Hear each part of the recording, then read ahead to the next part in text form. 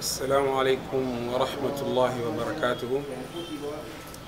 إن الحمد لله نحمده ونستعينه ونستغفره ونعوذ بالله من شرور أنفسنا ومن سيئات أعمالنا. من يهده الله فلا مضل له ومن يضلل فلا هادي له. ونشهد أن لا إله إلا الله وحده لا شريك له ونشهد أن محمدا عبده ورسوله.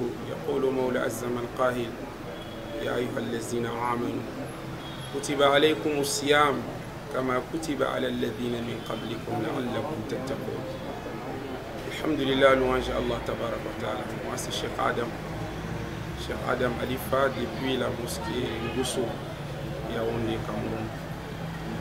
Alhamdulillah, je viens d'assister à ces cérémonies annuelles de l'association pour les encadreurs, pour l'encadrement des veuves et des orphelins au Cameroun, la CEVOC.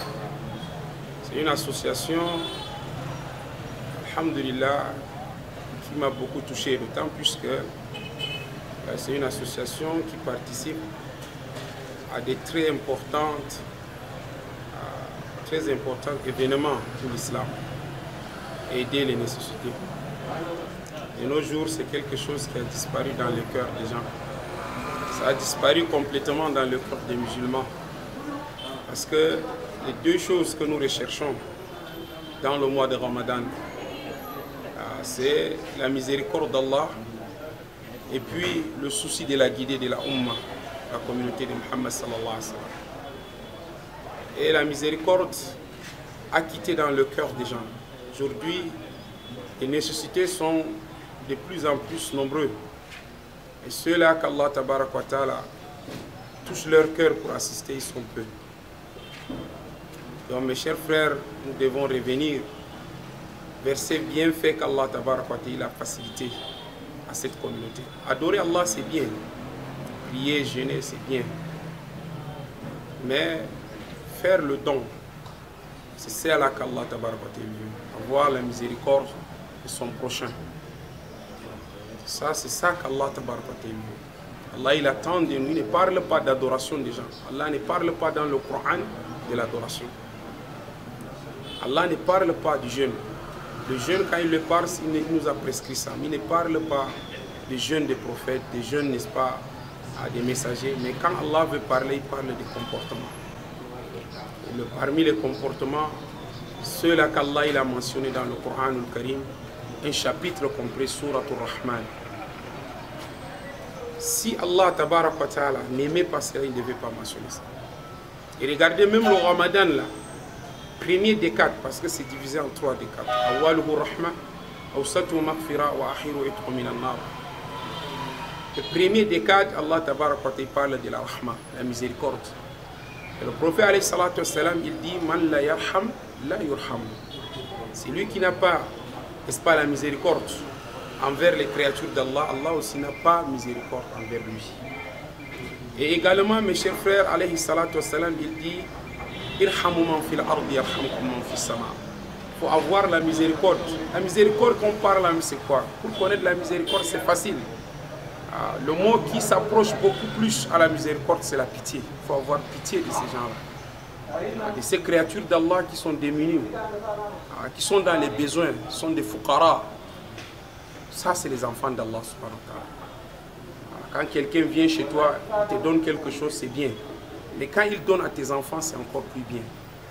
Donc quand nous, on donne le don à Allah, c'est bien. Mais quand on donne encore à ces pauvres-là, ces enfants d'Allah, Allah, il aime ça. Donc, mes chers frères, le premier décade du mois de Ramadan, c'est la rahma, la miséricorde. Et si c'est lui qui n'a pas miséricorde aux créatures d'Allah, lui-même, Allah ne lui fait pas miséricorde. Donc, cette miséricorde, les 10 jours-là, Allah va descendre sa miséricorde sur la terre. Alors, c'est lui qui a un peu, il fait par rapport à ce qu'Allah tabaraka lui a facilité. C'est lui qui a plus, il doit faire plus, comme Allah tabaraka wa ta'ala lui a donné plus. Et nous attirons l'attention de tout un chacun. C'est une chance pour nous d'être encore vivants et d'assister à des événements comme ça. Il faut participer. Que nos noms soient inscrits dans ça. Une femme juive, elle n'est même pas musulmane. Elle est venue entrer dans le puits parce qu'elle avait soif. Elle a puisé l'eau, elle a bu et quand elle est sortie, elle a vu un chien. Un chien qui était en train de lécher le sable qui était à côté, n'est-ce pas, du puits. Elle a vu que la même soif qu'elle avait, c'est cette soif-là que le chien l'a aussi avait. Elle est rentrée dans le puits, elle a pêché avec ses sandales l'eau, elle est ressortie, elle a donné au chien. Allah a pardonné tous ses péchés. Allah lui est mis au paradis. Et pour les savants, pour ceux qui ont des connaissances, ils pensent que c'est en enseignant, en donnant ça, ça suffit. Non. Même en enseignant les gens, il faut toujours avoir la miséricorde. Dans le temps d'Abu Hanifa, un grand savant que nous connaissons tous, rahimahullah, il est venu dans son cœur un jour comme il a fait mémoriser plus de 1000 personnes. 1000 de ses étudiants ont mémorisé le Coran compris avec les hadiths. Quelle sera l'œuvre qui va être la cause pour lui pour le faire entrer au paradis? Alors, le prophète alayhi salam est venu dans les rêves de soirée. Et il lui a dit à Abu Hanifa, il est venu dans ton cœur de savoir quelle œuvre Allah va prendre, que ça sera la cause de ton entrée au paradis. Il a dit oui. Il a dit, tu veux que je t'informe? Il a dit non. Il a dit, un jour tu étais en train d'écrire. Tu avais la plume en main, tu as trempé dans l'encre et tu voulais, n'est-ce pas, écrire. Au moment où tu as soulevé l'encre, la plume, il y avait une petite encre au bout de la plume. Une mouche est venue se poser dessus. Et la mouche là a voulu boire l'encre là et tu lui as laissé. Jusqu'à il a bu et il est parti. Cet acte de miséricorde que tu avais eu, cette pitié là, pour la mouche là, c'est ça qui va être la cause pour toi pour te faire entrer au paradis. Donc ce n'est pas la connaissance que tu as, ce n'est pas la connaissance que tu as enseignée aux gens. Ça, Allah va te les compter après. Mais la cause de l'entrée au paradis, voilà. L'une des choses que nous négligeons. Donc si la mouche déjà a de la valeur auprès d'Allah, devient une cause pour que tu entres au paradis. Combien de fois les créatures d'Allah, les hommes comme les femmes, parmi eux des orphelins et des veuves, parmi eux des nécessités, des besogneux, si nous les assistons, mes chers frères, Allah va nous faire des ouvertures dans le dunya wal akhirah. Donc mes chers frères, nous vous invitons, par la grâce d'Allah, par les bienfaits qu'Allah a donnés dans ces mois bénis, pour que nous puissions changer nos comportements. Si cette année nous sommes à quelques personnes qu'on a remis, que l'année prochaine ça soit une masse. Nous exhortons tous ces âmes-là.